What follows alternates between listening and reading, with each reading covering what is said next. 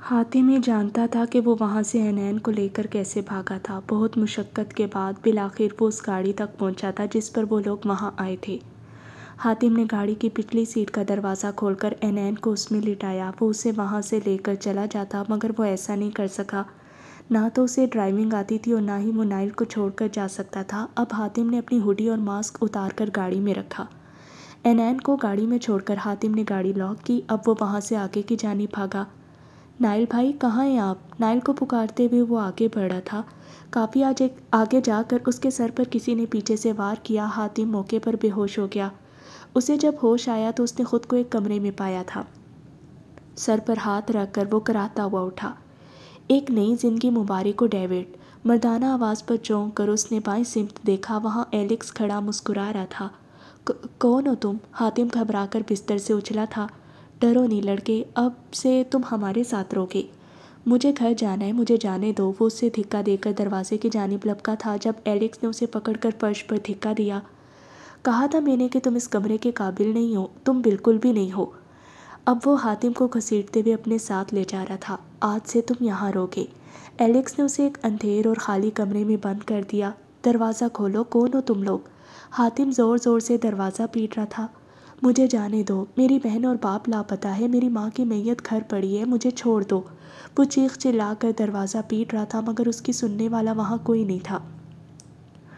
کافی دیر چیخنے کے بعد وہ اب تھک چکا تھا۔ شکست خور حالت میں اب حاتم دیوار کے ساتھ ٹیک لگا کر اپنی بے بسی پر آنسو بہا رہا تھا جب اچانک دروازہ کھلنے کی آواز سے وہ چونک کر اٹھ کھڑا ہوا۔ کھانا کھاؤ گے لڑکے؟ ایلکس نے اس سے پوچھا تھا۔ مجھے گھر جانا ہے، وہ نم آنکھوں سے چلا اٹھا۔ آنکھیں نیچی رکھ کر بات کرو ورنہ تمہاری آنکھیں نکال لوں گا میں۔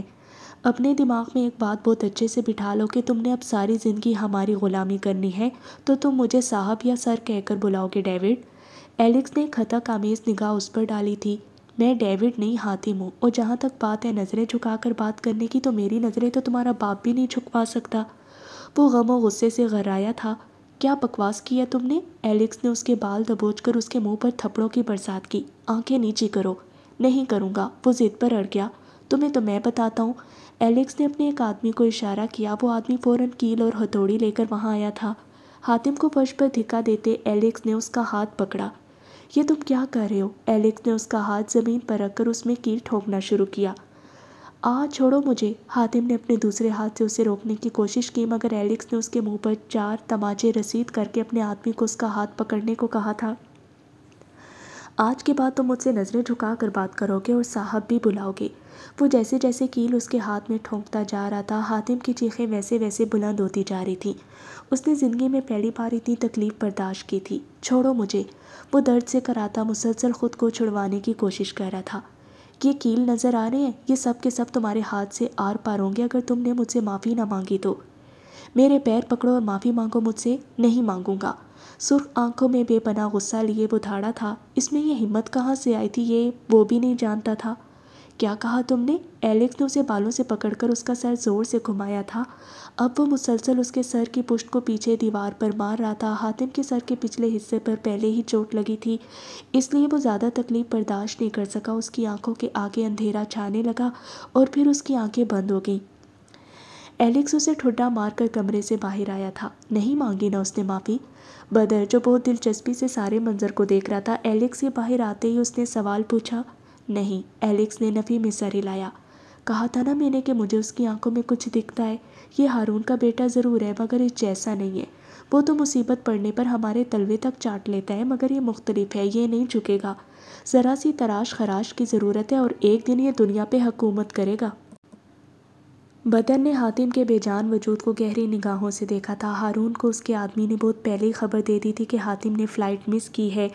اس نے شاہین اور ISI کے خوف سے باہر جانے کا فیصلہ کیا تھا اور اپنی آزادی کے بدلے اس نے حاتم کو بدر کو بیچ دیا تھا۔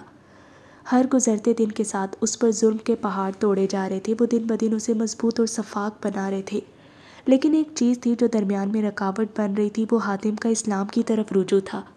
وہ ویسے ایک اچھا مسلمان نہیں تھا مگر جب سے وہ اس قید میں آیا تھا تب سے اس کا اللہ تعالیٰ پر ایمان بڑھ گیا تھا۔ جس نے کبھی شاید جمعہ یا عید نماز پڑھی ہوگی، وہ اب 5 وقت کی نمازیں پڑھنے لگا تھا۔ وہ راتوں کو اٹھ اٹھ کر اللہ تعالیٰ سے باتیں کرتا تھا، سارے دن میں خود پر ہوئے مظالم کی داستانیں سناتا تھا اور ساتھ ہی ساتھ اپنے خاندان کی سلامتی کی دعائیں بھی مانگتا تھا۔ بدر کو اس کا اسلام کی جانب یہ رجوع بالکل پسند نہیں تھا۔ حاتم کو سفاک بننا تھا، اسے صحیح اور غلط کا فرق بھولنا تھا۔ اگر وہ اپنے مذہب پر اسی طرح ڈٹا رہتا تو وہ غلط راستہ کیسے چن سکتا تھا؟ بدر نے ایک پلان ترتیب دے کر حاتم کا برین واش کرنا شروع کیا۔ اس نے حاتم کی نظر میں ایلکس کو سفاک بنا دیا تھا، جبکہ وہ خود اسے بہت پیار کرتا تھا۔ رفتہ رفتہ حاتم کو بدر سے انسیت ہونے لگی۔ بدر نے ایلکس کو سختی سے کہا تھا کہ وہ حاتم کو نماز نہ پڑھنے دے، اور ایلکس نے اس کی بات پر پورا عمل کیا۔ رات کے پہر وہ سوجی ہوئی آنکھوں کے ساتھ کھڑکی کے پار دیکھ رہا تھا۔ بدر نے اسے ایک کمرہ دے دیا تھا جہاں بظاہر ہر قسم کی آسائش تھی، لیکن وہ اسے اسی صورت میں ملتی تھی جب وہ ان کا کہا مانتا اور ٹریننگ میں بھی کامیاب ہوتا۔ اسے ہر چیز کے لیے ترسایا جاتا، جیسے وہ 10 کلومیٹر روز بھاگے گا تو ہی اسے سارا دن پانی ملے گا، اور ایسی دیگر اشیاء کے لیے بھی اسے کافی ذہنی اذیت دی جاتی تھی۔ اسے اس قدر ڈرایا گیا تھا کہ وہ یہاں سے بھاگنے کے بارے میں بھی سوچ بھی نہیں سکتا تھا۔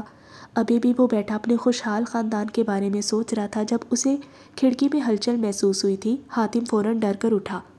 کھڑکی سے اندر چھلانگ لگاتے جس شخص کو اس نے دیکھا تھا وہ نائل تھا۔ نائل بھائی؟ وہ بھاگتا ہوا نائل سے لپٹا۔ اب وہ اس کے گلے لگ کر دھاڑے مار مار کر رو رہا تھا۔ بس چپ ہو جاؤ حاتم، سب ٹھیک ہے، میں تمہیں لینے آیا ہوں۔ نائل نے کافی مشقتوں کے بعد حاتم کا پتہ لگا ہی لیا۔ اسے تو خود کسی چیز کا ہوش نہیں تھا۔ مصطفیٰ کی موت کے بعد نینا کی دردناک موت، یہاں تک کہ نینا کی لاش بھی نہیں ملی تھی، بس اس کے جسم کے کچھ اعضاء ملے تھے، اور پھر عینین کے دورے۔ وہ چیختی چلاتی تھی اور جو باتیں وہ نائل کو بتاتی تھی وہ نائل سن نہیں سکتا تھا۔ وہ رو رو کر کبھی مصطفیٰ اور کبھی نینا کو بلاتی تھی۔ وہ نائل سن نہیں سکتا تھا۔ وہ رو رو کر کبھی مصطفیٰ اور کبھی نینا کو بلاتی تھی، اور نائل بے بس سا بس اسے جھوٹے دلاسے دیتا۔ اسفند کی شہادت بھی اس کے لیے کچھ کم دھچکا نہیں ثابت تھی، اور صوفی وہ تو اس بارے میں سوچنا بھی نہیں چاہتا تھا۔ نائل بھائی، آپ یہاں سے چلے جائیں، وہ لوگ آ جائیں گے۔ اس سے الگ ہو کر حاتم نے ڈر کر اسے پرے دھکیلا۔ یہاں کیمرہ لگا ہوا ہے، وہ لوگ میری حرکت پر نظر رکھتے ہیں، آپ پلیز چلے جائیں یہاں سے۔ اگلے 10 منٹ تک کیمرہ بند رہے گا، تم بے فکر ہو، ہم یہاں سے نکل جائیں گے۔ نائل کو اس کے جسم پر موجود نشانات دیکھ کر بہت دکھ پہنچا تھا۔ نائل بھائی، میرے گھر والے کیسے ہیں؟ ڈیڈ، صوفی اور مانو، وہ کیسی ہے؟ کس قدر بد نصیب ہوں میں، اپنی ماں کو کندھا تک نہیں دے سکا۔ حاتم بری طرح رو دیا۔ سنبھالو خود کو حاتم، ہم یہاں سے نکلنا ہے۔ پہلے مجھے یہ بتائیں نین کیسی ہے؟ اسے میں نے گاڑی میں چھوڑ دیا تھا۔ وہ بالکل ٹھیک ہے، سب ٹھیک ہے، تم بس چلو۔ صوفی، وہ ٹھیک ہے نا؟ نائل نے نظریں چرائیں۔ بتائیں نا میری بہن ٹھیک ہے نا؟ حاتم، صوفی کا ایکسیڈنٹ ہوا تھا اور وہ کہتے کہتے رکا۔ کیا وہ ٹھیک تو ہے؟ وہ ہمارے درمیان نہیں رہی۔ حاتم کا سارا وجود جیسے بے جان ہوا۔ حاتم چلو یہاں سے صرف 6 منٹ رہتے ہیں۔ نائل نے اسے کندھے سے پکڑ کر جھنجھوڑا تھا۔ اور ڈیڈ، وہ بھی؟ حاتم پلیز چلو، بعد میں بات کریں گے۔ کون ہے یہ لوگ اور انہوں نے کیوں؟ یہ لوگ بہت خطرناک ہے، بس تمہارے ڈیڈ اور میرے ڈیڈ کے ساتھ شاید کوئی دشمنی ہے ان کی۔ نائل اسے نہیں بتا سکا تھا کہ اس سب کے پیچھے اس کا اپنا سگا باپ ہے۔ چلو حاتم، وقت نہیں ہے ہمارے پاس۔ نائل اسے بازو سے پکڑ کر کھڑکی تک لے گیا۔ میں کہیں نہیں جاؤں گا۔ ایک لمحہ لگا تھا اسے فیصلہ کرنے میں۔ حاتم، نائل نے حیرانگی سے اسے دیکھا۔ میں یہیں رہوں گا اور اپنے خاندان کا انتقام لوں گا۔ اس کی آنکھیں سرخ تھیں اور چہرہ بے تاثر۔ یہ لوگ تمہیں مار دیں گے، نائل نے غصے پر ضبط کرتے اسے سمجھانا چاہا۔ یا تو یہ مجھے مار دیں گے یا پھر میں انہیں ختم کر دوں گا۔ اس کی آنکھوں میں پہلی بار نائل نے کچھ عجیب سا دیکھا تھا، کچھ الگ سا۔ حاتم، صرف 1 منٹ رہتا ہے، آپ جائیں، میں نہیں جاؤں گا۔ نائل کو مجبوراً جانا پڑا ورنہ وہ پکڑا جاتا۔ میں ہفتے کو پھر آؤں گا، وہ یہ کہہ کر باہر کی جانب کودا۔ نائل کو لگا تھا کہ وہ جذبات میں آ کر یہ سب کہہ رہا ہے، مگر وہ اس بات سے انجان تھا کہ حاتم بدل رہا ہے۔ اتنے مظالم کے بعد اگر کسی کو بھاگنے کا موقع ملتا تو وہ اس موقع کو غنیمت جانتا، مگر حاتم نے خود یہ کٹھن راستہ چنا تھا۔ اسے اپنے خاندان کا انتقام لینا تھا۔ نائل، تمہارے دماغ میں کیا چل رہا ہے؟ چیف نے ماتھے پر بل ڈالے اس نے استفسار کیا۔ ایک زبردست پلان۔ نائل کے لبوں پر تیکھی مسکراہٹ سجی ہوئی تھی۔ ہمیں صرف ایک گینگ کو نہیں پکڑنا، ہم ان کی جڑوں کو نیست و نابود کر دیں گے۔ ہم نے شاہین کو کھو دیا ہے مگر ہم اس کا خوف برقرار رکھیں گے۔ ہم دشمنوں کے دلوں میں شاہین کا ایسا ڈر بٹھائیں گے کہ وہ سب بوکھلا جائیں گے۔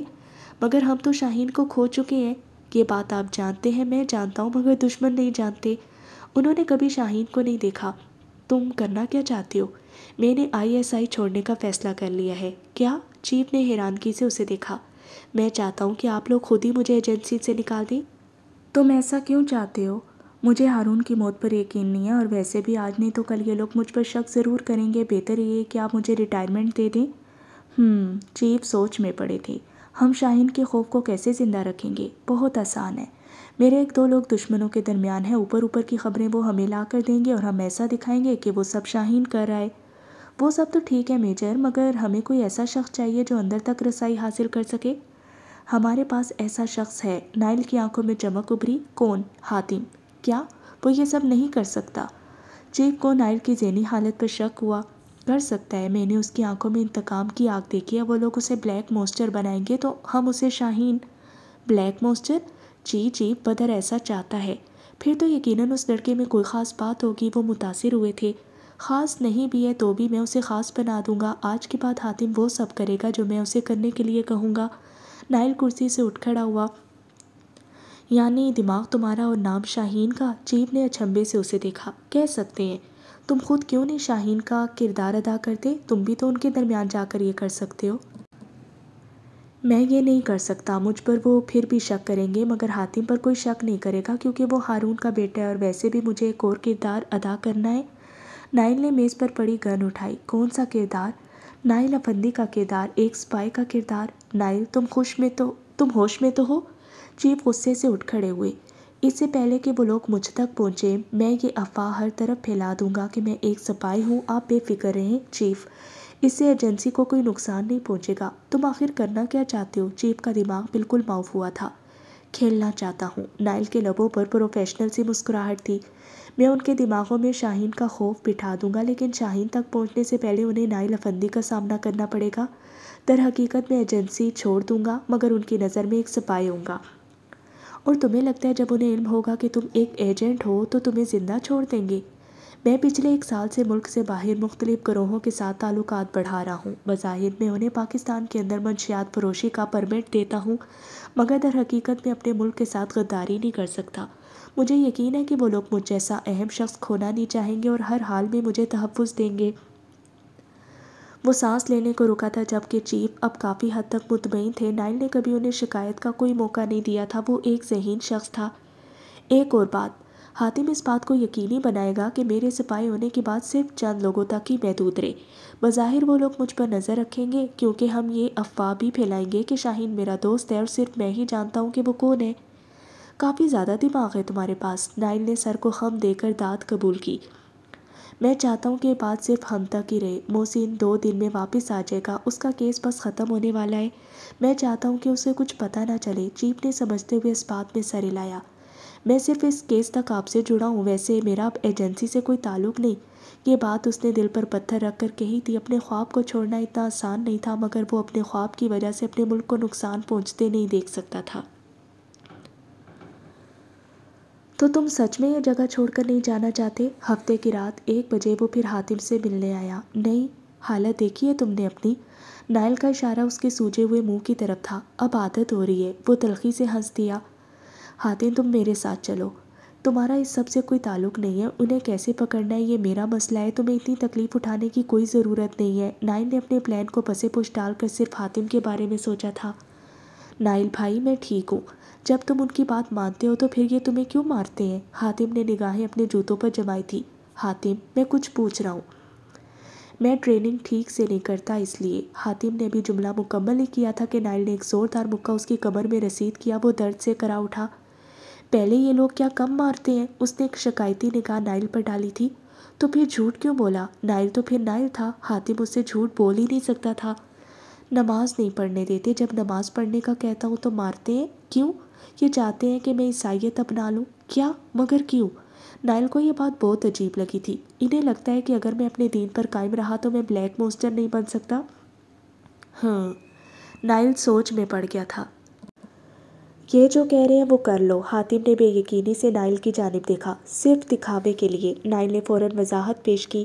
پھر میں نماز کیسے پڑھوں گا؟ حاتم تم نے آج سے پہلے کتنی نمازیں پڑھی ہیں؟ حاتم نے شرمندگی سے سر جھکا لیا تھا۔ اسے تو سرے سے اس سب میں دلچسپی ہی نہیں تھی۔ وہ صوفی ہی تھی جو اسے نماز پڑھنے کے لیے دباؤ دیتی تھی۔ دیکھو، تم ظاہری طور پر ان کی باتیں مان لو، اللہ تعالیٰ ہمارے مقصد اور ہماری نیت سے واقف ہے۔ تم اگر ابھی ان کی باتیں ماننا شروع نہیں کرو گے تو یہ لوگ 1-2 سال میں خود ہی تمہارا برین اس طرح سے واش کریں گے کہ تم نہ صرف اپنے دین سے غافل ہوگے بلکہ اپنے ملک سے بھی غداری کرو گے۔ اس نے آہستگی سے اس کے کندھے پر ہاتھ رکھا۔ حاتم، تمہیں کمزور نہیں پڑنا ہے۔ جب بھی یہ تمہیں عیسائیت کی تعلیم دیں گے تو تم اسلام کی تعلیمات کو یاد رکھنا۔ یہ تمہیں اکسائیں گے، وہ خواب دکھائیں گے کہ تمہارا دل چاہے گا کہ تم بہک جاؤ۔ یہ تمہیں بتائیں گے کہ بلیک ماسٹر کے پاس بہت طاقت ہوتی ہے اور یہی سچ ہے۔ تمہارے پاس اتنی طاقت ہوگی کہ تم جب چاہے جسے چاہو سزا دو یا پھر ان کی جان لے لو، کوئی تمہیں کچھ نہیں کہے گا۔ یہاں کوئی قانون نہیں ہے، قانون بلیک ماسٹر خود بناتا ہے۔ میں تمہیں ہدایات دیتا رہوں گا مگر ایک حد تک، اب آگے تمہیں خود سنبھالنا ہوگا۔ بولو، تیار ہو اس سب کے لیے؟ میں تیار ہوں، حاتم نے عزم سے کہا۔ ایک بات پوچھوں آپ سے؟ پوچھو۔ آپ کو ISI سے کیوں نکال رہے ہیں؟ مجبوری ہے۔ اگر کل یہ لوگ مجھے پکڑ بھی لیتے ہیں تو بھی انہیں مجھ سے کوئی راز نہیں ملے گا۔ جب میرا ایجنسی سے کوئی تعلق ہی نہیں ہوگا تو پھر کیسے راز؟ اور ایک بات، یہ لوگ تمہیں میرے خلاف بھڑکائیں گے اور تم آہستہ آہستہ یہ دکھانا کہ تم ان کی باتوں میں آ رہے ہو، اور اس بات کو بھی یقینی بنانا کہ میرے ایجنٹ ہونے والی بات صرف چند لوگوں تک ہی محدود رہے۔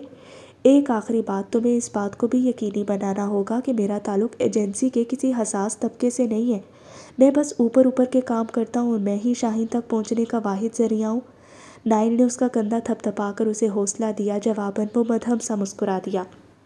محسن چلا گیا۔ لاؤنج میں داخل ہوتے ہی وہ صوفے پر نیم دراز ہوا تھا۔ اب اس نے اپنے پیر سامنے پڑی شیشے کی میز پر رکھے۔ میز کے درمیان میں خوبصورت طرز کا واس رکھا ہوا تھا۔ صوفے کے عین اوپر چھت پر چھوٹا مگر نہایت خوبصورت طرز کا جھومر لٹکا ہوا تھا۔ جی؟ لاؤنج کے دائیں طرف بنے کچن سے حاتم نے آواز دی۔ سلیب کے اوپر 3 رسیاں لٹک رہی تھیں جن کے نیچے نہایت نفیس طریقے سے بلب جڑے ہوئے تھے۔ ہر بلب کے اطراف میں ایک چوکور کالا پلاسٹک کا ڈبہ لگا ہوا تھا۔ زبان تو نہیں کھولی تم نے؟ اپنی پیشانی مسلتے نائل نے کچن سے آتے حاتم کو گھورا۔ میری یہ مجال؟ حاتم نے مسکرا کر ٹرے سامنے میز پر رکھی۔ کچھ کھانا پسند کریں گے آپ؟ وہ نہایت ادب سے کھڑا پوچھ رہا تھا۔ نہیں، نائل نے کافی کا کپ میز سے اٹھا کر لبوں سے لگایا تھا۔ ویسے اجازت دے تو بیٹھ جاؤں میں یہاں؟ لبوں پر شریر مسکراہٹ تھی۔ نائل کا ماتھا فوراً ٹھنڈا تھا۔ اب حاتم اتنا بھی کوئی فرما بردار نہیں تھا۔ نائل نے ہنکار ابھرا۔ کیا کہا محسن نے؟ میری شکل دیکھ کر کیا لگ رہا ہے؟ اس کا ہونٹ پھٹا ہوا تھا اور بائیں گال پر نیل کا نشان تھا۔ کوئی بات نہیں، اتنا تو بنتا ہے۔ نائل نے بات جیسے ہوا میں اڑائی تھی۔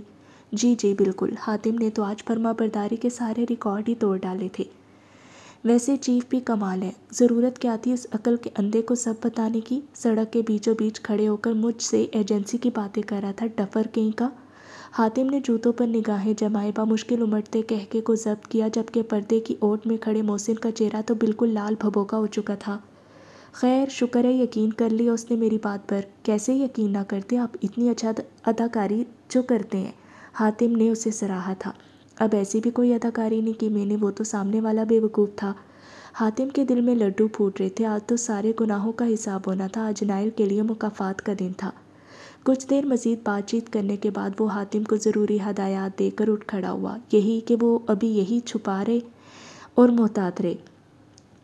صوفے سے اٹھ کر ابھی نائل نے ایک قدم ہی آگے بڑھایا تھا کہ کسی نے اس کے سر پر پیچھے سے بہت زور سے وار کیا۔ وہ اپنا بچاؤ کرتے بھی پلٹا ہی تھا کہ کسی نے اس کے منہ پر سپرے کی۔ نائل کی آنکھوں کے آگے اندھیرا چھانے لگا، مگر پھر بھی اس نے اپنا بچاؤ کرنے کے لیے میز پر پڑا واس اٹھا کر پوری قوت سے سامنے کھڑے شخص کو مارنا چاہا تھا، مگر آنکھوں کے آگے چھائے اندھیرے کی وجہ سے اس کا نشانہ چوک گیا۔ اب سامنے کھڑے شخص نے نشہ آور سپرے کی ساری بوتل ہی اس کی ناک کے قریب سپرے کی تھی، تب کہیں جا کر وہ مکمل طور پر بے ہوش ہوا تھا۔ ٹھیٹ! محسن نے تنفر سے سر جھٹکا۔ یک ٹھنڈے پانی کے منہ پر پڑتے ہی نائل کی آنکھ کھلی تھی۔ سامنے محسن اور ساشا کو کھڑے دیکھ کر اس کے چاروں طبق روشن ہوئے۔ نائل کو ایک کرسی پر باندھا گیا تھا، اس کے ہاتھ کرسی کے پیچھے بندھے ہوئے تھے اور دونوں پیروں کو بھی اچھے سے جکڑا گیا تھا۔ یہ سب کیا ہے محسن؟ صدمہ بہت شدید تھا۔ محسن نہیں، عقل کا اندھا، ڈفر اور بے وقوف۔ محسن نے ایک ایک لفظ چبا چبا کر کہا۔ نائل کے چہرے کا رنگ پل میں فاق پڑا۔ دیکھو، میں تو مذاق کر رہا تھا، یہ سب سچ میں میرا پلان نہیں تھا، مجھے تو کچھ پتہ بھی نہیں تھا۔ نائل نے فوراً وضاحت دی۔ ہم جانتے ہیں یہ سب تمہارا قصور نہیں ہے، تمہیں تو دماغی مرض ہے، تمہیں تو کچھ یاد بھی نہیں رہتا۔ محسن نے معصومیت سے آنکھیں ٹپٹپائیں۔ ساشا، جو لوگ پاگل ہوتے ہیں ان کے ساتھ کیا کرتے ہیں؟ محسن، انہیں نا الیکٹرک شاکس دیے جاتے ہیں۔ نائل کی آنکھیں حیرت سے پھیل گئیں، وہ آج برا پھنسا تھا۔ اس نے اب نظر دوڑا کر ادھر ادھر دیکھا۔ حاتم صوفے پر براجمان آنکھیں بند کیے لیٹا ہوا تھا، جبکہ اس کے کانوں میں ہینڈ فری تھی۔ نائل کا دماغ صحیح معنوں کی اوٹ میں ہوا تھا۔ تمہیں چھوڑوں گا نہیں حاتم، وہ لب بھینجے کر آیا تھا۔ نائل، تم بے فکر ہو، آج ہم تمہارا دماغی مرض بالکل ٹھیک کر دیں گے۔ ساشا نے فرش پر پڑی 2 تاریں اٹھائی تھیں اور محسن نے دیوار پر لگا سوئچ آن کیا۔ نائل کی سیٹی بالکل گم ہوگی۔ یہ تم لوگ کیا کر رہے ہو؟ تمہارے دماغ کا علاج؟ تم لوگ مذاق کر رہے ہو نا میرے ساتھ؟ نائل نے امید سے ان دونوں کی جانب دیکھا۔ تمہارا ہمارا کیا مذاق؟ محسن نے فل اس کے سٹائل میں نقل اتاری تھی۔ دیکھو، میں پاگل نہیں ہونا چاہتا۔ وہ صحیح معنوں میں گھبرا گیا۔ پاگل تو تم ہو، ہم تو بس تمہارا علاج کرنا چاہتے ہیں۔ ساشا تاروں کو لے کر اس کی جانب بڑھی۔ میں پاگل نہیں ہوں، وہ بے بسی سے چلایا تھا۔ ہر پاگل یہی کہتا ہے۔ ساشا نے مزید ایک قدم آگے بڑھایا۔ مجھے تو لگتا ہے کہ بھابھی نے جو ڈس آرڈر والی بات کی تھی وہ بالکل ٹھیک تھی۔ اللہ کی پناہ ایسا کچھ بھی نہیں ہے، وہ رپورٹس تو میری تھیں نہیں، کسی اور مریض کی تھیں۔ میں نے تو اپنا نام لکھوایا تھا، وہ بھی اس لیے کیونکہ ایک وقت میں 2 لڑکیوں کے ساتھ چکر چل رہا تھا، ایک کے ساتھ گھوم رہا تھا، دوسری نے دیکھ لیا۔ پھر میں نے اسے کہا کہ میں تو خود دماغی مریض ہوں، بہت پرانی بات ہے یہ، مجھے تو یہ تک نہیں پتا کہ رپورٹس میں کون سا مرض لکھا ہوا ہے۔ پتہ نہیں کیسے سنیہا کے ہاتھ لگی۔ جب بات زندگی پر آئی تو اس نے رٹو طوطے کی طرح سب اگل دیا تھا۔ اچھا چلو مان لیتے ہیں، لیکن پھر تمہیں ہمیں یہ بتانا ہوگا کہ بدر کہاں ہے؟ محسن نے سنجیدہ تاثرات چہرے پر سجائے پوچھا تھا، جبکہ اندر ہی اندر اسے نائل کی حالت پر بہت ہنسی آ رہی تھی۔ مجھے نہیں پتا، یہ جو جاہل بیٹھا ہے نا، اس سے پوچھو، نائل نے حاتم کی جانب دیکھتے کہا۔ اوئے 12ویں فیل، بتا بدر کہاں ہے؟ 12ویں فیل نہیں، 12ویں پاس۔ حاتم نے اٹھ کر فوراً توثیق کی، جس پر نائل کے تن بدن میں مانو آگ ہی لگ گئی۔ حاتم کے کانوں میں ہینڈ فری ضرور تھی، مگر وہ کوئی گانا نہیں سن رہا تھا، اس کے کان اسی طرف تھے۔ 12 جماعتیں پاس کر کے کون سا مارکہ فتح کر لیا ہے تم نے، نکمے نالائق کہیں کے؟ انہی باتوں میں الجھا کر وہ اپنی رسیاں کھولنے کی کوشش کر رہا تھا اور کافی حد تک کامیاب بھی ہو گیا تھا۔ ہاں تو کیا کرتا میں، وہ لوگ مجھے اغوا کر کے لے گئے تھے یونیورسٹی میں داخلہ دلانے نہیں، اور اگر پڑھے لکھے لوگ آپ کی طرح ہوتے ہیں نا تو ہم کم لکھے ہی ٹھیک ہوتے ہیں۔ اتنے سالوں کی بھڑاس نکالنے کا موقع اسے آج ملا تھا۔ ان سالوں میں لوگ اس کے نام سے تھر تھر کانپنا شروع ہو جاتے تھے، مگر نائل، وہ بغیر کسی لحاظ کے کبھی بھی کہیں پر بھی نہ صرف اسے باتیں سناتا تھا بلکہ 2-4 لگا بھی دیتا۔ حاتم نے 2 دفعہ اپنے عہدے کی دھونس جمانے کی کوشش کی تھی اور دونوں دفعہ اس کا ہاتھ نائل نے توڑ دیا۔ حاتم جوابی کارروائی کر سکتا تھا، مگر اس کے دل میں نائل کے لیے کافی عزت و احترام تھا۔ اگر تم دونوں کی تو میں ہو گئی ہو تو ذرا ہمیں بتانا پسند کرو کہ آخر بدر کہاں ہے؟ مجھے نہیں پتا، اس 2 نمبر بلیک مونسٹر سے پوچھو۔ سالے صاحب، حاتم نے مسکرا کر نائل کو دیکھا۔ آنکھوں ہی آنکھوں میں وہ اس سے کہہ رہا تھا کہ بتا دوں، جس کے جواب میں نائل نے اسے سخت گھوری سے نوازا تھا۔ ساشا، یہ ایسے نہیں مانے گا، اسے شوق دو۔ ساشا اس بات میں سر ہلا کر نائل کے قریب دونوں تاروں کو لے گی۔ یہ مت کرو میرے ساتھ، ظالموں، چھوڑ دو مجھے۔ میری بیوی بیوہ ہو جائے گی اور میرے بچے پیدا ہونے سے پہلے یتیم ہو جائیں گے۔ یہ کون سی فلم کا ڈائلاگ ہے؟ محسن نے سوچتے ہوئے کہا۔ پتہ نہیں، یاد نہیں ہے، وہ روانی سے بول گیا۔ ساشا، محسن نے ایک بار پھر اسے کہا تھا، حاتم کے بچے، تجھے تو میں چھوڑوں گا نہیں، تو لاکھ شاہین سہی، مگر میں بھی تیرا باپ ہوں اور باپ ہمیشہ باپ ہوتا ہے۔ حاتم نے اس کی چیخو پکار سے بے نیاز ہو کر ایک بار پھر کانوں میں ہینڈ فری لگائی۔ اس سے پہلے کہ ساشا تار اس کے بازو کو لگاتی، وہ ایک جھٹکے سے کرسی سے اٹھا تھا۔ اب محسن کو کرسی پر دھکا دیے نائل باہر کی جانب بھاگا۔ محسن اور ساشا اس کے پیچھے گئے تھے، مگر نائل صاحب فرار ہو چکے تھے۔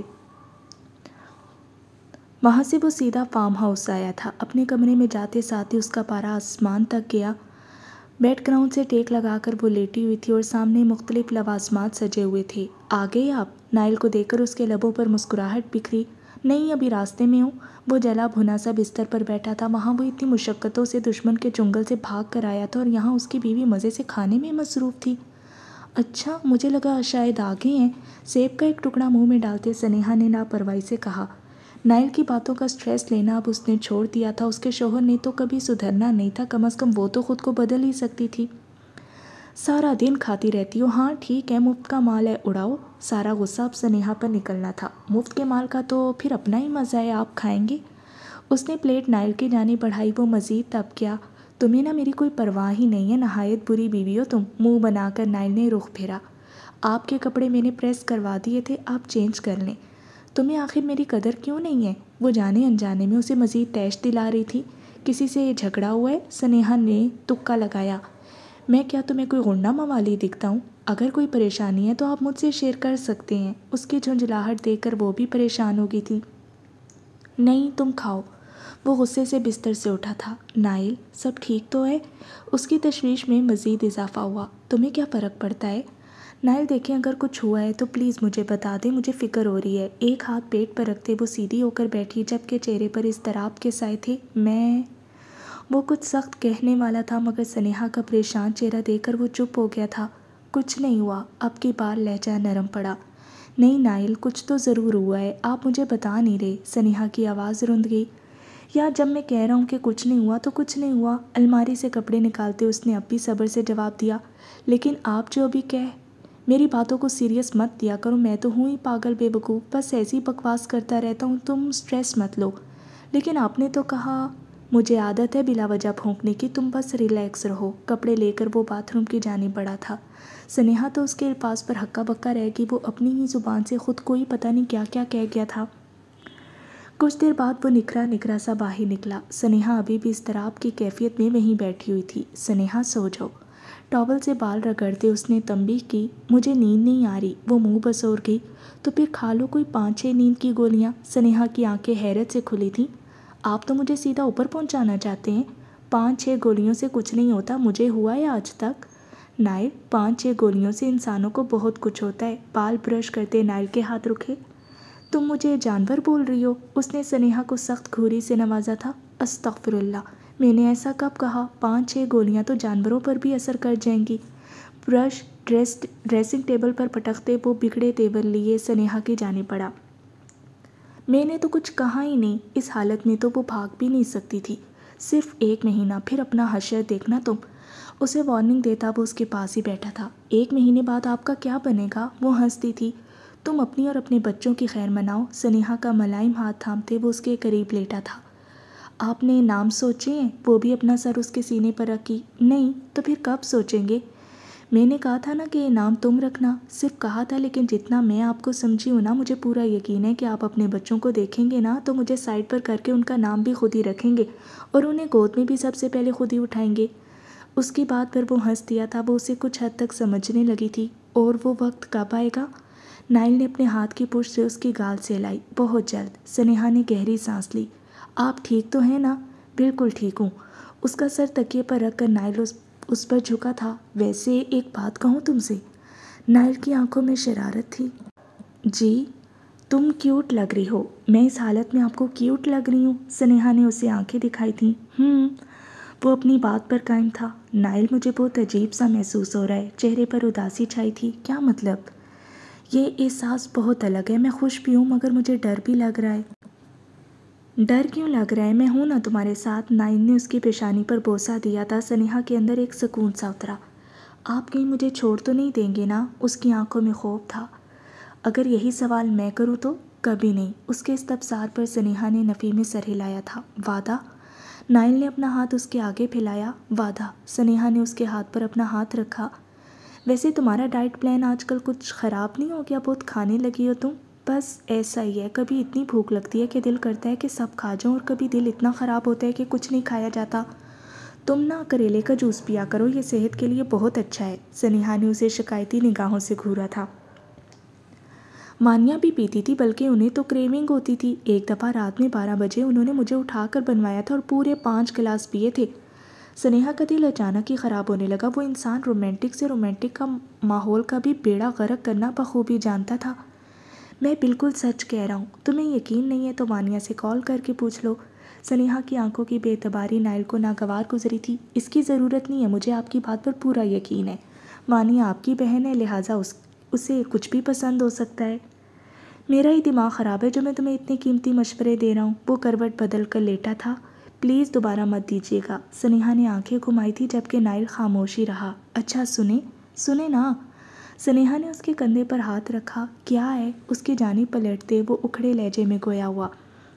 یہ کمبل تو ڈال دیں اور پلیز لائٹ بھی آف کر دیں۔ وہ جو اس غلط فہمی میں تھا کہ وہ اس سے معافی مانگے گی تو وہ غلط تھا۔ غصے سے اس کے اوپر کمبل ڈالتے نائل نے لیمپ آف کیا۔ اب وہ ایک بار پھر کروٹ لیتے آنکھیں موند گیا۔ اندھیر کمرے میں سنیہا کے لب ہولے سے مسکراہٹ میں ڈھلے تھے۔ کچھ دیر لیٹے رہنے کے بعد اچانک ہی نائل نے آنکھیں کھولی تھیں۔ اس کے لبوں پر معنی خیز مسکراہٹ نمودار ہوئی۔ یہ خیال مجھے پہلے کیوں نہیں آیا؟ اس نے اب ہاتھ آگے بڑھا کر لیمپ آن کیا۔ کیا ہوا؟ سنیہا نے فٹ سے آنکھیں کھولی تھیں۔ تم مجھ سے پوچھ رہی تھی نا کہ میں پریشان کیوں؟ جی۔ سنیہا نے اٹھنے کی کوشش کی مگر نائل نے اسے اشارے سے روک دیا۔ مجھے تمہاری مدد چاہیے۔ اس کے قریب ہوتے نائل نے اس کا ہاتھ تھاما۔ کیسی مدد؟ وہ حیران ہوئی تھی۔ تم کل سارا دن وقفے وقفے سے وانیا کو کال کرو گی اور انہیں بتاؤ گی کہ میں ایک نہایت اچھا بھائی، اچھا شوہر، اچھا انسان ہوں اور میں کبھی غلط نہیں ہو سکتا۔ میں جھوٹ بولوں؟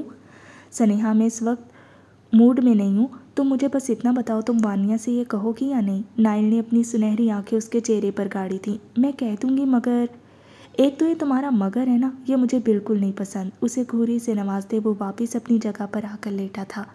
سنیہا چھت کو گھورتے اس کی کہی بات کے بارے میں سوچنے لگی۔ سنیہا سو جاؤ۔ لائٹ آف کیے نائل نے اسے ڈپٹا تھا۔ وہ منہ بنائے آنکھیں موند گئی۔ وہ دنیا کے کسی بھی شخص کے سامنے برا بن سکتا تھا مگر وانیا، وہ اپنی بہن کا آئیڈیل تھا۔ نائل پر وہ آنکھیں بند کر کے بھروسہ کرتی تھی۔ وہ وانیا کا اعتبار کسی صورت نہیں کھونا چاہتا تھا۔ وہ اس کی نظروں میں نہیں گر سکتا تھا۔ حاتم اور وانیا کو ملنا تو تھا ہی اور یقیناً حاتم اسے سب بتا دیتا۔ یہی خوف نائل کو چین نہیں لینے دے رہا تھا۔ صبح کے وقت وہ گھر آیا تھا۔ وانیا کو نائل نے زبردستی باہر بھیج دیا تھا تاکہ وہ اپنی فرینڈز کے ساتھ تھوڑی دیر گھوم پھر سکے، جبکہ در حقیقت وہ حازم سے حاتم کے سارے بدلے لینے کا ارادہ رکھتا تھا۔ تیرے باپ نے میرے ساتھ جو کل کیا ہے نا، اس کا حساب کون دے گا؟ نائل بستر پر لیٹا ہوا تھا اور اس نے اپنے اوپر حازم کو بٹھایا ہوا تھا۔ بابا بابا، حازم نے اس کے سینے پر سر رکھنا چاہا تھا مگر نائل نے اسے ایسے کرنے نہیں دیا۔ میں ہی بابا ہوں، سمجھ آئی بات؟ باپ کو دیکھ کر اگر پارٹی بدلی نا تو مجھ سے برا اور کوئی نہیں ہوگا۔ نائل نے انگلی اٹھا کر حازم کو وارننگ دی۔ باپ کی سائڈ تو تب لوگے نا جب تمہاری ماں اسے زندہ چھوڑے گی۔ پتہ نہیں میرا کیا بنے گا، وہ سوچوں میں گم خود سے ہی کہہ رہا تھا جب حازم نے ایک بار پھر اس کے ہاتھ پر اپنے دانت کاٹ دیے۔ میرا ہاتھ تمہیں چاکلیٹ لگتا ہے؟ اس نے ہاتھ نہیں چھڑوایا تھا، بس حازم کو گھورا تھا۔ حازم نے ایک نظر اٹھا کر مسکرا کر اسے دیکھا۔ اس کے بعد اس نے پھر اس کے ہاتھ پر دانت کاٹ دیے۔ پتہ ہے مجھے کتنی ٹینشن ہو رہی ہے اور ایک تم ہو کہ… اسے بستر پر لٹا کر نائل نے اس کے دونوں ہاتھ قابو کیے۔ بابا، حازم نے ڈبڈبائی نظروں سے التجا کی۔ چپ، ایک دم چپ، مزید کوئی شرارت نہیں، چپ چاپ سو جاؤ۔ نائل کو شدید غصے میں دیکھ کر حازم نے فوراً آنکھیں میچی تھیں۔ نائل نہ چاہتے ہوئے بھی ہنس دیا تھا۔ اب آنکھیں کھلنی نہیں چاہیے، واپس سختی کا لبادہ اوڑھتے نائل چت لیٹا۔ کل اسے وانیا اور حاتم کی ملاقات کروانی تھی، یہی سوچ سوچ کر اسے ہول اٹھ رہے تھے۔ اس کی بلا سے چاہے وہ حاتم کو جان سے مار دے مگر نائل کا امیج خراب نہیں ہونا چاہیے تھا۔ میں ادھر ادھر کی باتیں نہیں سنوں گا تم سے، بس جو مجھے چاہیے وہ دے دو۔ سب کچھ تو لے لیا تم نے مجھ سے، اب میرے پاس بچا ہی کیا ہے؟ مجھے مار کر قصہ ختم کرو۔ اگر میں تمہیں آزادی دے دوں تو؟ بدر نے چونک کر نائل کی جانب دیکھا۔ تم نے میرا کچھ نہیں بگاڑا، میں تمہیں چھوڑ سکتا ہوں لیکن میری ایک شرط ہے۔ کیسی شرط؟ مجھے ہارون چاہیے۔ نائل نے صاف کوئی سے کام لیا۔ میں کیسے یقین کر لوں کہ تم مجھے چھوڑ دو گے؟ وعدہ کرتا ہوں چھوڑ دوں گا۔ چہرے پر متانت تھی۔ میں نائل افندی ہوں، حاتم خانزادہ نہیں۔ میں ایک تحمل مزاج اور شریف انسان ہوں، بھروسہ کر سکتے ہو مجھ پر۔ بدر سوچ میں پڑ گیا۔ مجھے منظور ہے۔ اسے حاتم کی زبان پر یقین نہیں تھا مگر اگر نائل نے کہہ دیا تھا تو وہ زبان سے پھرنے والا نہیں تھا۔ لیکن میری ایک شرط ہے۔ نائل نے سوالیہ ابرو چکائی تھی۔ اس وقت وہ دونوں آمنے سامنے کرسیوں پر بیٹھے ہوئے تھے۔ نائل نے بدر کو کسی قسم کا کوئی نقصان نہیں پہنچایا تھا۔ تم مجھے بتاؤ گے کہ تم آخر ہو کون؟ اس کے سوال پر نائل کے لبوں پر مسکراہٹ بکھری۔ پہلے تم ہارون کا پتہ بتاؤ گے، اس کے بعد وہ اپنی بات پر مصر تھا۔ اگر میں ایسا نہ کروں تو پھر میں تمہیں حاتم کے حوالے کر دوں گا، وہ جانے اور تم جانو۔ ویسے بھی جب سے اسے پتہ چلا کہ وانیا کو تم نے اغوا کروایا تھا تب سے بہت غصے میں ہے۔ اس کی بات پر بدر کے گلے میں گلٹی ابھری۔ میں بہت اچھا انسان ہوں بدر، تم ایک بار اعتبار تو کرو مجھ پر۔ نائل کے چہرے پر اب بھی سنجیدگی تھی۔ ٹھیک ہے، ہارون اس وقت کراچی میں ہے، وہاں کے ایک گینگ نے اسے پناہ دی ہوئی ہے۔ وہ لوگ بہت خطرناک ہے، تم یا میں اسے وہاں سے نہیں نکلوا سکتے۔ وہاں کوئی چڑیا بھی پر مارتی ہے نا تو وہ لوگ اسے…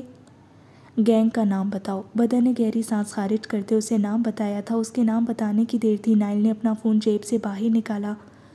مجھے ہارون نامی ایک آدمی چاہیے جس نے تمہارے ہاں پناہ لی ہوئی ہے، کل تک یہاں پہنچ جانا چاہیے۔ اپنی کہہ کر نائل نے کال کاٹ دی، جبکہ بدر تو آنکھیں جھپکانا بھی بھول گیا۔ کون ہو تم؟ نائل پر بھروسہ کر کے اب اسے خوف محسوس ہو رہا تھا۔ تمہیں کیا لگتا ہے کہ میں کون ہوں؟ وہ چل کر اب بدر کے پاس آیا۔ ایک سپاہی یا پھر؟ وہ بدر کے کان کے پاس جھکا تھا۔ ایک گینگسٹر۔ بدر کے رونگٹے کھڑے ہو گئے۔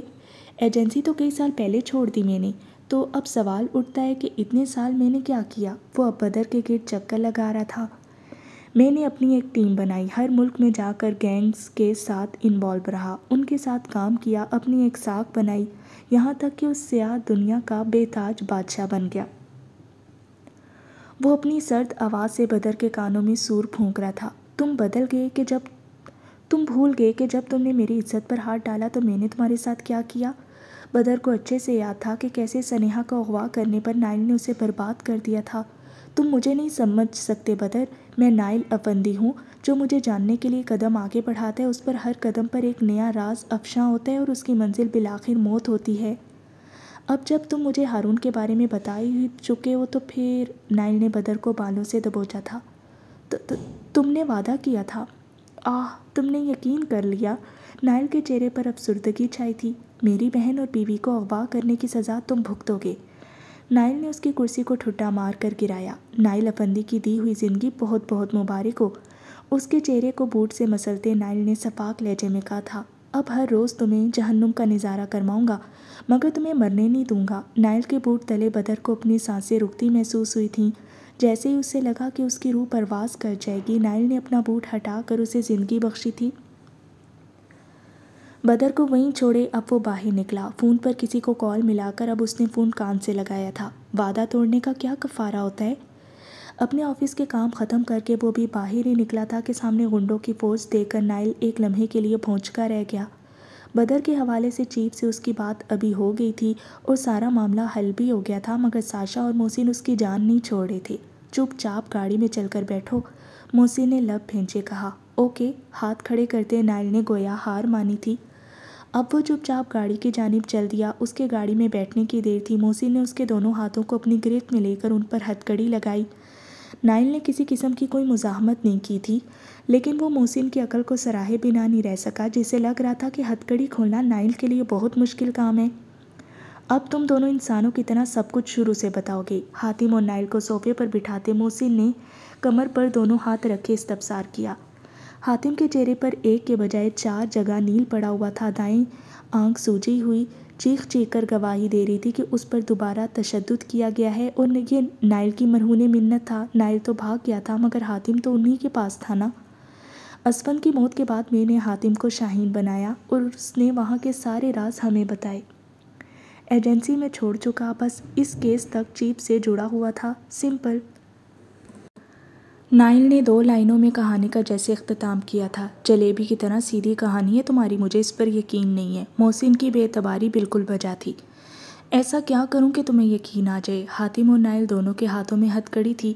اچھا یہ بتاؤ کہ ایجنسی تو تم چھوڑ چکے، تو پھر یہ آئے روز نئی گرل فرینڈز اور بیویاں، یہ سب کیا ہے؟ اس بات پر تو حاتم نے بھی نائل کو دیکھا تھا، وہ خود یہ جاننا چاہتا تھا۔ کچھ خاص نہیں، بس میں خود کو یقین دلا رہا تھا کہ میں اب بھی ایک ایجنٹ ہوں۔ صوفے کی پشت سے ٹیک لگائے نائل نے ٹانگ پر ٹانگ چڑھائی۔ اس سے بہتر طریقہ نہیں ملا تمہیں؟ محسن تو اس کے جواب پر عشعشی کر اٹھا تھا۔ دیکھو مجھے نہ تصوراتی دنیا بنانے کا بہت شوق ہے، اسے تم میرا مشغلہ سمجھ سکتے ہو۔ میں ایجنسی چھوڑ چکا ہوں، مگر میں نے ہمیشہ خود کو یقین دلایا کہ میں ایک ایجنٹ ہی ہوں، یہاں تک کہ اکیلے میں بھی۔ دشمن کو یقین دلانے کے لیے پہلے خود یقین کرنا بہت ضروری ہوتا ہے۔ اب جیسے شروع سے ہی مجھے علم تھا کہ میری ماں کے مجرم کون ہے سوائے ماہم کے، مگر میں نے پھر بھی خود کو یقین دلایا کہ میں تو کچھ جانتا ہی نہیں۔ ساشا، محسن اور حاتم تینوں کا ہی دماغ گھوم گیا تھا۔ ایجنسی کیوں چھوڑی؟ محسن نے اگلا سوال داغا۔ چھوڑی نہیں ہے، چہرے پر افسردگی چھائی تھی۔ مطلب؟ تینوں نے بیک وقت پوچھا۔ نکال دیا، لہجے میں نمی گھل گئی۔ کیوں؟ محسن حیرت سے چلا اٹھا تھا۔ چیف کو لگتا تھا کہ میں ایجنسی کے لیے خطرہ ہوں، اس لیے نکال دیا۔ بہت منت کی میں نے، مگر خیر۔ وہ ہنس دیا تھا۔ ساشا اور محسن دونوں کو یہ افسوس ہوا، اور حاتم کی تو نظریں ہی شرمندگی سے جھکیں۔ اگر تمہیں میری بات پر یقین نہیں ہے تو تم حاتم سے پوچھ سکتے ہو۔ نائل بھائی ٹھیک کہہ رہے ہیں۔ بوٹوں پر نظریں جمائے حاتم نے نائل کی بات کی تائید کی۔ خیر چھوڑو یار، میں ایسے ہی بہت خوش ہوں، اب ہتھ کڑی تو کھول دو۔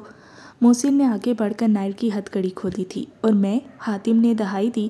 تم ایسے ہی اچھے لگ رہے ہو۔ محسن نے فوراً اسے آنکھ دکھائی۔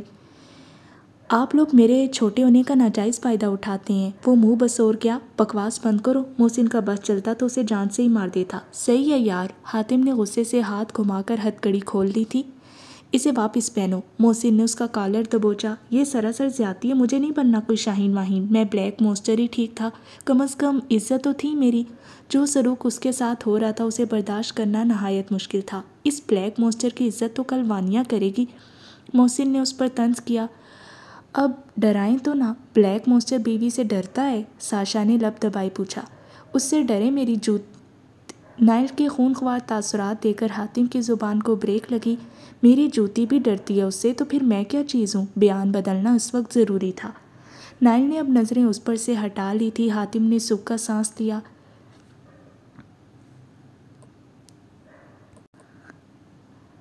ٹیرس کی گرل پر ہاتھ رکھے وہ گہری سوچ میں ڈوبا تھا۔ جو بھیانک کھیل اس کے ساتھ زندگی نے کھیلا تھا وہ اس کے ذہن کے منظر پر ابھر رہا تھا۔ تمہارا دماغ خراب ہے، پاگل ہو تم؟ نائل نے زوردار تھپڑ اس کے منہ پر رسید کیا۔ حاتم چپ چاپ مجرموں کی طرح کھڑا، اس کی شرٹ پھٹی ہوئی تھی اور چہرہ بھی مٹی سے اٹا ہوا تھا۔ پہاڑی سے کیوں کودے؟ نائل ایک بار پھر چلایا تھا۔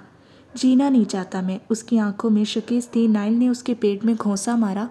وانیہ کو وہاں سے لے جانے کے بعد نائل نے فوراً اپنی ٹیم کو حاتم کو ڈھونڈنے کا حکم دیا تھا، اور وہ انہیں مل بھی گیا تھا۔ اونچائی بہت زیادہ نہیں تھی، لہٰذا اسے بس چوٹیں آئی تھیں اور اس کا پاؤں بھی فریکچر ہو گیا تھا۔ مار دیں، ایک ہی دفعہ مار دیں، میں روز روز مرنا نہیں چاہتا۔ اس کی آواز بھر آ گئی تھی۔ جب یہ سب پلان میں شامل نہیں تھا تو پھر حاتم تائی بننے کی کیا ضرورت تھی؟ نین وہاں آ گئی تھی تو پھر میں کیا کرتا؟ ان کا پلان بس ایموشنل باتیں کر کے بدر سے سچ اگلوانا تھا، مگر عینین کا آخری وقت پر وہاں پہنچنا ان دونوں کے لیے ہی حیران کن تھا۔ کوئی اور راستہ نکال لیتے، بھاگ جاتے وہاں سے۔ نائل کا غصہ کسی صورت کم نہیں ہو رہا تھا۔ آپ نے مجھ سے سچ کیوں چھپایا؟ مجھے کیوں نہیں بتایا کہ میرے ڈیڈ آنسوؤں کا گولا گلے میں اٹکا تھا؟ زبان نے بالکل ساتھ چھوڑ دیا تھا۔ ماہم نے کہا میں نے یقین نہیں کیا، مگر جب ڈیڈ نے اپنی زبان سے اعتراف کیا تو… حاتم نے سختی سے آنکھیں میچی تھیں۔ میں بتاتا تب بھی تم یقین نہ کرتے۔ حاتم نے نظر اٹھا کر نائل کی جانب دیکھا۔ اس کے چہرے پر بلا کی سنجیدگی تھی۔ وہ بھی خیالوں میں ہی گم تھا جب اسے اپنے کندھے پر کسی کا ہاتھ محسوس ہوا۔ نائل بھائی، حاتم اس کی جانب پلٹا۔ کیا سوچ رہے ہو؟ یہی کہ میں تو آپ سے نظریں ملانے کے قابل بھی نہیں رہا۔ وہ تلخی سے ہنس دیا تھا۔ نائل خاموش رہا۔ یہ اس کے لیے کس قدر تکلیف دہ تھا یہ وہی جانتا تھا۔ ڈیڈ کا کچھ پتہ چلا؟ نائل نے نفی میں سر ہلایا۔ آپ کیا کریں گے ان کے ساتھ؟ جو بھی تھا، لیکن ہارون اس کا باپ تھا اور خون نے جوش تو مارنا ہی تھا۔ میں کچھ نہیں کروں گا، جو بھی کریں گے چیپ کریں گے۔ حاتم کا چہرہ بجھ گیا تھا۔ وہ جانتا تھا کہ اس کے باپ کے ساتھ کیا سلوک ہوگا، مگر یہ ضروری بھی تھا۔ اس کا باپ ایک درندہ تھا جس نے اپنی بیوی اور بیٹی تک کو بھی نہیں چھوڑا تھا۔ مجھے یقین ہے کہ تم ایک اچھے باپ بنو گے۔ نائل کی آواز پر وہ چونکا۔ حازم کے لیے تم آئیڈیل ہوگے۔ حازم؟ حاتم کی آنکھوں میں نمی در آئی۔ نین نے رکھا ہے یہ نام؟ نہیں، میں نے رکھا ہے۔ وہ رکھ ہی نہ لیں تمہارے نام پر اپنی اولاد کا نام۔ چور چوری سے جائے، مگر نائل صاحب کی تنزیہ فطرت مستقل تھی۔ کیسا دکھتا ہے وہ؟ حاتم کے اندر جذبات کا سمندر امڑ رہا تھا۔ بالکل مجھ پر گیا ہے۔ نائل کے چہرے پر ازلی سنجیدگی تھی۔ اب تو بڑا ہو گیا ہوگا نا؟ ہاں ہاں، کل ہی تو یونیورسٹی میں ایڈمیشن کروایا ہے اس کا۔ حاتم نے آنکھیں گھما کر گہری سانس خارج کی۔ غلطی اسی کی تھی، وہ غلط شخص سے غلط سوال پوچھ رہا تھا۔ کل وانیہ سے ملنا ہے تمہیں حاتم؟ نائل نے اسے بابر کروایا۔ کل وانیہ سے حاتم نہیں، شاہین ملے گا۔ حاتم نے نظر اٹھا کر نائل کو دیکھا تھا۔ میں ہسپتال میں کمرہ بک کرواتا ہوں۔ اس کے کندھے پر ہاتھ رکھے وہ آگے بڑھ گیا۔ حاتم نے مسکرا کر سر جھٹکا۔ نائل اسے حوصلہ دے نہ دے، مگر اس کی پریشانی میں اضافہ ضرور کر دیتا تھا۔